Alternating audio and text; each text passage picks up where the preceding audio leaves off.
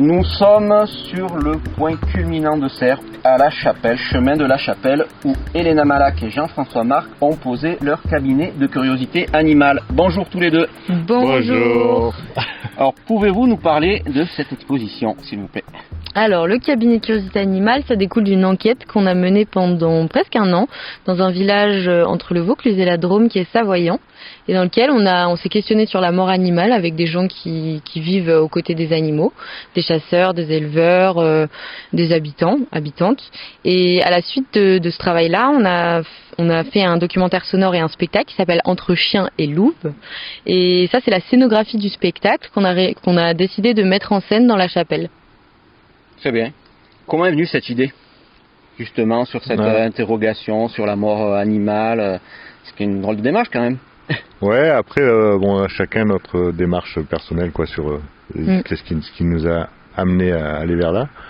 Moi, c'est plutôt la relation. C'est la relation avec les chasseurs et puis les autochtones, quoi, en fait. Quand on arrive en tant qu'artiste dans un lieu, on est un peu extérieur, et après, dans le cœur du village, il y a souvent les gens qui vont au bar et qui chassent, qui boivent des pastis et tout ça.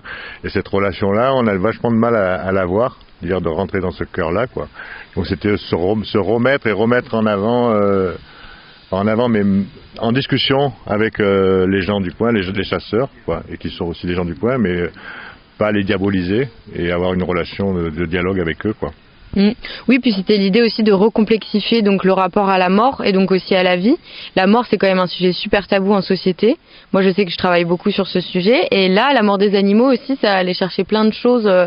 Elle a été très vite désocialisée, enlevée des villes. Enfin, on n'a plus de rapport à cette mort-là. On la cache. On la cache, exactement. Et du coup, c'était hyper intéressant d'être en lien avec des gens qui sont vraiment, qui tuent en fait des animaux. Il y a aussi un rapport très moral à la mort. Donc, on va venir juger les gens qui tuent ou pas. Et du coup, c'était une question, voilà, de recomplexifier ces choses et de refaire société aussi, des espaces de convivialité. Donc, l'idée de faire un documentaire sonore aussi, c'est un espace, un spectacle, un espace où toute la cité, les gens du village qui se côtoient pas spécialement, et ben pour une fois, ils sont tous ensemble ici et ils ont quelque chose à trouver, que ça soit dans le son ou dans les objets. Donc ça, c'est l'idée aussi de travailler de participatif, quoi, travailler avec les gens et d'être dans un geste d'enquête, quoi. Ok, et puis aussi on avait un projet à la fin du spectacle, c'est de faire un banquet, d'inviter les gens à partager après leurs réflexions autour d'un banquet, quoi. Voilà. Donc c'est des moments aussi de convivialité. C'est pas que le spectacle, c'est recréer des moments de convivialité, quoi. Ouais, c'est un peu à l'échelle en fait de ce qu'on propose ici, parce qu'il y a un espace bibliothèque avec des livres qu'on a lus et que certains habitants nous ont aussi apportés. Et du coup, c'est enrichir aussi le travail qu'on montre dans la chapelle avec des espaces de convivialité. On boit un petit thym, on discute. C'est aussi chouette, je trouve, de partager ça lors d'une exposition, de pas être que dans le travail des artistes. Vous avez commencé vraiment dans le milieu artistique, ou vous venez vraiment d'autres horizons complètement différents ? Ah, bonne question. Moi, complètement différent. Mais pas vraiment, parce que là, je me retrouve dans la nature. J'ai commencé dans la nature. J'ai fait un lycée agricole. Après, j'étais bûcheron, j'étais élagueur. Oui, ça reste quand même un rapport avec la nature. Ouais. Et après, mais j'avais l'art toujours. J'ai deux passions, c'est l'art et la nature. Mais là, c'est un peu une liaison entre les deux, quoi. Arriver à concilier les deux. Ouais. Et moi, je suis une vraie citadine, née à Paris, donc j'avais beaucoup de choses à rencontrer dans ce sujet-là. Je suis partie d'un peu rien, je connaissais rien à la chasse, à la mort animale, c'était pas des sujets qui m'étaient très proches. Et du coup, je crois que c'est ça qui m'intéresse le plus dans ce que je fais, d'aller dans des sujets qui sont vraiment pas proches de moi, pour en apprendre davantage et de me mettre à des endroits où je pourrais pas être dans la vie de tous les jours. Donc partir à la chasse avec mon micro, au début c'était excitant, mais en même temps, voilà, c'est des vrais moments, quoi, où on apprend beaucoup avec les gens. Donc c'est riche. Sur la zone de confort. Ouais, on sort de la zone de confort, ouais. Nos différences, quoi. Pour nos auditeurs, vous pouvez nous décrire un peu ce qu'il y a dans votre exposition ? Alors, c'est un espace de recueillement. Je pense que c'est ça. C'est un espace où on peut venir seul. Je pense que c'est mieux d'ailleurs de le vivre seul. C'est un espace à vivre. J'ai pas envie de trop le décrire, mais il y a des sculptures qui sont réalisées par Jean-François. Et il y a plein d'objets qu'on a glanés chez les habitants, donc ça peut être des tableaux, des objets. Et c'est une proposition sur qu'est-ce qui nous reste de cette relation avec les animaux et qu'est-ce qu'on a envie de leur laisser en retour, je pense. Et la relation, bon après c'est complexe, mais il faut venir voir, quoi. Le convivial, c'est vrai, on arrive, on nous paye la tisane, ça c'est magnifique. Voilà, est-ce que vous avez envie après encore nous parler d'autres choses, de vos expériences, bonnes ou mauvaises justement, parce que c'est vrai que des fois quand on va se confronter par exemple aux chasseurs, on n'a pas spécialement non plus un bon accueil.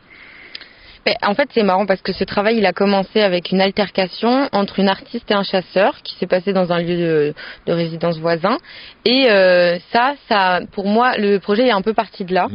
Parce qu'en fait, le fait qu'on n'arrive pas comme ça à se comprendre et que ça soit des mondes qui nous paraissent complètement opposés, par exemple la chasse et l'art, et ben il y a un moment on a décidé aussi, enfin c'est ça qui nous a embarqué dedans, c'est d'avoir envie de remélanger quoi, de recomplexifier encore une fois, et en travaillant avec les chasseurs par exemple sur le son et les images, toute l'iconographie, en fait ils réalisaient que c'était un vocabulaire qui pouvait leur appartenir, celui de l'art, que c'était pas obligatoirement quelque chose qui leur appartenait pas.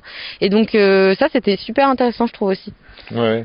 Et puis cette altercation avec le chasseur, on est allé dans une espèce de réconciliation. Le chasseur est venu voir le spectacle alors qu'on ne l'a pas invité forcément, quoi. Mais il a participé aussi au spectacle, il nous a amené des tableaux de chasse, quoi. Ouais, et très tout beau. d'un coup, il s'est rendu compte que les deux étaient conciliables et qu'il y avait cette ouverture-là, quoi. Après c'est compliqué parce on fait pas la paix à l'unanimité non plus, mais je trouve que c'est intéressant de se poser ces questions de comment on fait société, comment l'artiste il réintroduit du sens dans la cité en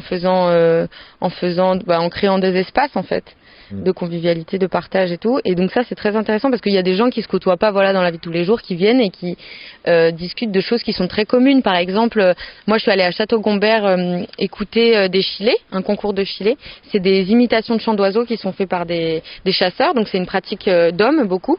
Et ça, par exemple, un naturaliste qui écoute ça, il est espanté parce que c'est magnifique.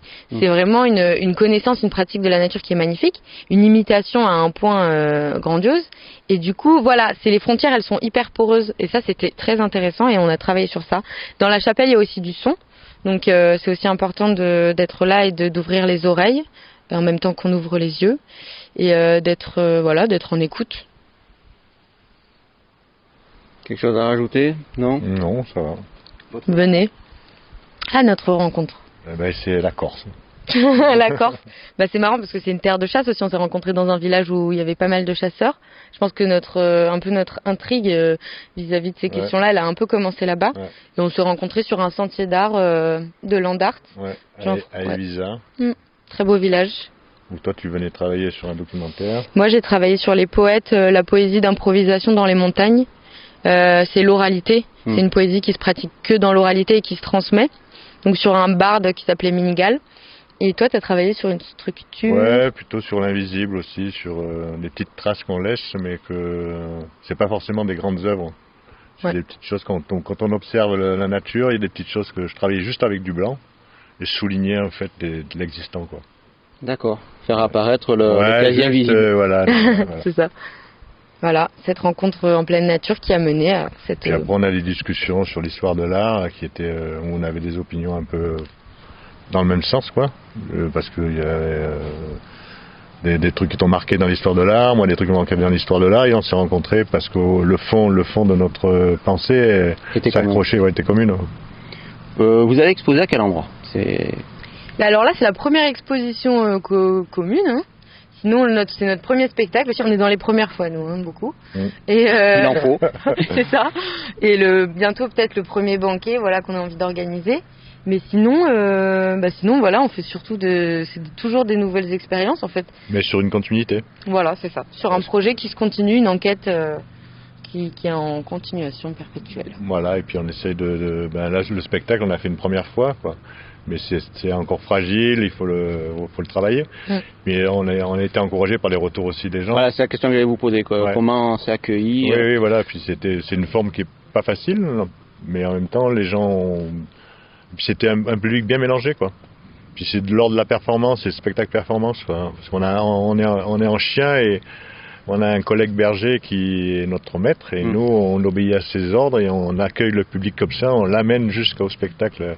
Parce que c'est vrai que les animaux, c'est toujours un sujet clivant, que ce soit le bien-être animal, le pastoralisme avec toutes les activités de montagne, même la chasse, c'est toujours des sujets clivants. Absolument. Ouais. Mais nous, alors justement, on a pris le parti pris, je pense, de pas être dans le jugement ou de pas se positionner d'un côté ou d'un autre, mais plutôt d'accueillir ces paroles et d'être à l'écoute de ceux qui, par exemple, des éleveurs qui sont près de la mort, etc., et qui sont pas très écoutés aussi dans la société, comme les chasseurs qui peuvent être sur la défensive, mais parce qu'ils sont pas très écoutés. Donc c'est toujours cette volonté aussi, quoi. Je pense que vous avez encore des choses à nous rajouter ou... Non, moi je pense qu'on a fait le tour. Hein. Bah venez, la curiosité c'est quelque chose à attiser et il y a plein de choses à Surtout regarder. qu'il y a une belle collection de livres, on a une vue magnifique, Ouais. l'accueil est Ouais. sympa, Voilà. la tisane de thym est excellente, Ouais. Enfin, il n'y a pas la liqueur, mais mais voilà, plus tard. ça vaut le coup de monter jusqu'en haut, là, au point culminant, au pied de la chapelle. Ouais, le paysage est magnifique aussi. Ouais. Voilà. Ouais, ça se suffit. Ouais. Merci beaucoup. Merci Merci. beaucoup. Très bonne journée. Au revoir. Merci. Au revoir.